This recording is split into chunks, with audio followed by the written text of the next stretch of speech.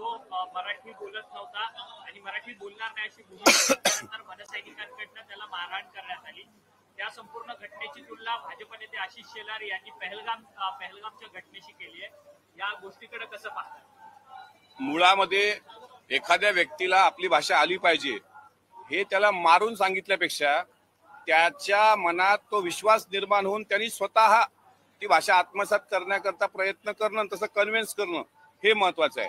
तुम्ही एखाद्या व्यापाऱ्याला एखाद्याला कानाखाली माराल, गुंडागर्दी, मी आता नाही पूर्वीपासून सांगतोय की अशा प्रकारे गुंडागर्दी करून किंवा मारून ठोकून भाषा किंवा भाषेचा सन्मान होणार नाही। आज एका उत्तर प्रदेश मधल्या फौजी बांधवाची प्रतिक्रिया आली की मी महाराष्ट्रासाठी माझ्या शरीरातलं रक्त सांडलंय म्हणून। म्हणजे युपी बिहारची लोक ज्या वेळेस 26/11चा हल्ला झाला त्यामध्ये बाहेर प्रांतातली पण लोक होती डिफेन्स करायला देशाच्या बाजूनं, मुंबईच्या बाजूनं।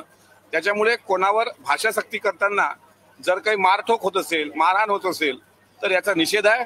मात्र पहलगाम सोबतचा हल्ला जे काही तुम्ही म्हणतात तितकं त्याचं मला वाटते त्याच्याशी तो संबंध जोडू नये असं मला वाटतं। परंतु मराठी भाषेच्या अस्मितेकरता काही मनसैनिकांनी कायदा हातात घेऊन जर मारहाण केली तर त्याची संपूर्ण तुलना ही आतंकवाद्यांनी केलेल्या पहलगाम बरोबर केली जाते। ही कितपत योग्य आहे? वास्तविक त्या पक्षातल्या काही लोकांना ते मारठोक करणे, दगड मारणे हा तो त्या पक्षाची एक विचारधारा असू शकतो, तो पिंड असू शकतो।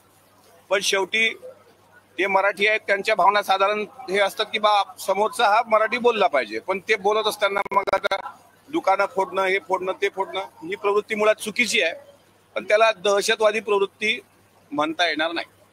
संजय गायकवाड जे शिवसेनेचे आमदार आहेत शिंदेच्या, त्यांनी तुलना करताना संभाजी महाराज मूर्ख होते का, जिजाबाई या मूर्ख होते का अशा शब्दामध्ये खरतर टीका टाकलेली आहे। यावरून खरतर संपूर्ण गदारोळ होताना पाहायला मिळतंय, काय सांगता? संजय गायकवाड हे मुळातच शिवप्रेमी आहेत। संभाजी महाराजांची जयंती सर्वात मोठ्या प्रमाणात साजरी करणाऱ्या व्यक्तींपैकी ते आहेत। त्याच्यामध्ये त्यांचा अवमान व्हावा महापुरुषांचा, म्हणजे जिजाऊ साहेब, शिवाजी महाराज, संभाजी महाराज असा त्यांच्या मनात चुकूनही विचार येऊ शकत नाही। आता ठीक आहे, बोलण्याच्या ओघामध्ये जर त्यांनी म्हटलं असेल तर त्याला विरोधकांनी इतका अन्वयार्थ करून, विशेषतः मीडियाला पण मी विनंती करतो की इतका अवमानजनक कुठलाही विधिमंडळातला सदस्य आपल्या महाराजांबद्दल कसा बोलेल? शेवटी ते स्वतः संजय गायकवाड हे कडवे शिवसैनिक आहेत आणि अशा प्रकारे ते वक्तव्य करण्याचा त्यांचा उद्देश नसावा। आता आमच्या विदर्भामध्ये साधारण अशी बोलण्याचं ज्यावेळेस आपण बोलतो त्यावेळेस ही सहज बोलल्या जाणारी भाषा आहे। पण त्यांनी महाराजांना स्पेसिफिक म्हटलंय का, संभाजी महाराजांना स्पेसिफिक म्हटलंय का? त्याच्यामुळे जे विरोधक आज गदारोळ करतायत त्यांनी त्यांचं एक कौतुक पण केलं पाहिजे की परवाला एक बातमी पत्रकारांनी लातूरमध्ये जे शेतकरी स्वतः शेती वाहत होते, म्हातारे आजी आजोबा, त्या माणसाने धाडस करून त्यांना बैल जोड दिली ना, तिथे सन्मान पण केला, त्याचं कौतुक करत नाही तुम्ही। आणि आता हा जो काही प्रश्न विचारला पत्रकारांनी तो विचारला भाषेच्या संदर्भात, त्यांनी सांगताना सांगितलं ते खरंही आहे। संभाजी महाराज आणि शिवाजी महाराज हे बहुभाषिक होते का? तर 100% होते, बहुभाषिक होते। शिवाजी महाराजांचे वडील छत्रपती शहाजी महाराज हे तर त्यांनी कर्नाटकला स्वतंत्र राज्यकारभार सुरू केला। कन्नड भाषेचे सर्वोत्तम जाणकार हे छत्रपती शहाजी महाराज होते। तोच वारसा शिवरायांकडे आला आणि शिवाजी महाराजांचा गौरवशाली वारसा हा संभाजी महाराजांकडं, पुढे राजाराम महाराजांकडं, यकोजी राजेकडं, ताराराणीकडं, राजर्षी शाहू महाराजांकडं। डॉक्टर बाबासाहेब आंबेडकर बहुभाषिक नव्हते का? त्यांचे किती डिबेट हिंदीमध्ये दाखवू तुम्हाला। हिंदी, मराठी, हिब्रू, पाली, कन्नड, पारसी, शिवरायांचा अनेक पत्रव्यवहार पारसी भाषेमध्ये आहे। म्हणून त्यांचा उद्देश असा आहे की छत्रपती शिवाजी महाराज, छत्रपती संभाजी महाराज जे महाराष्ट्राचं दैवत आहे ते जर बहुभाषा शिकले असतील तर सामान्यांच्या मुलांनी सुद्धा मराठी, हिंदी, इंग्रजी या 3 भाषा तर त्याला आल्या पाहिजे।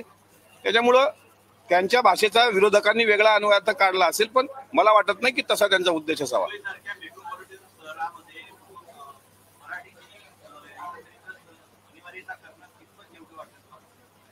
महाराष्ट्र, मराठी भाषा, मराठी भाषिक राज्य हे आपल्या महाराष्ट्राचं वैभव आहे।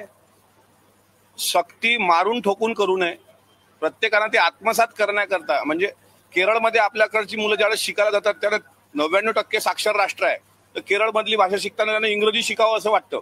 तसं मराठी देणाऱ्याला वाटलं पाहिजे, महाराष्ट्र देणाऱ्याला, की मला मराठी आलं पाहिजे.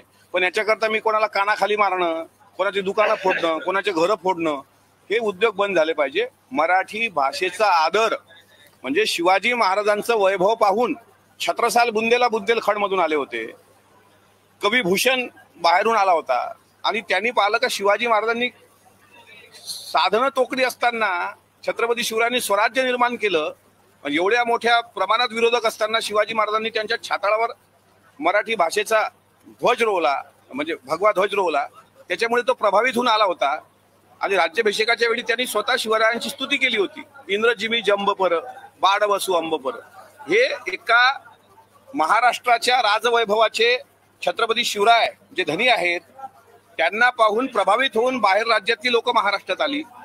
आताचा थोडासा पायंडा तो बदललेला दिसतो की आता शिवाजी महाराजांचं नाव घ्यायचं आणि मारायचं हे उद्योग बंद झाले पाहिजे. कारण या देशाला एक संविधान आहे. या देशात हुकुमशाही अजूनही आलेली नाही. एकीकडे मोफत शिक्षणाचा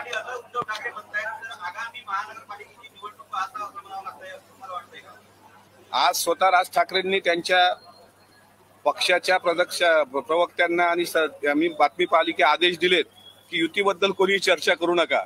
त्याच्यामुळे वरळी डोम मधला एक सोहळा आपण परवाला बघितला. आता पुढे महानगरपालिकेत त्यांची युती होते की नाही होते ते झाल्यानंतरच समजेल काय खरं. सूरज शुक्ला नावाच्या एका व्यक्तीने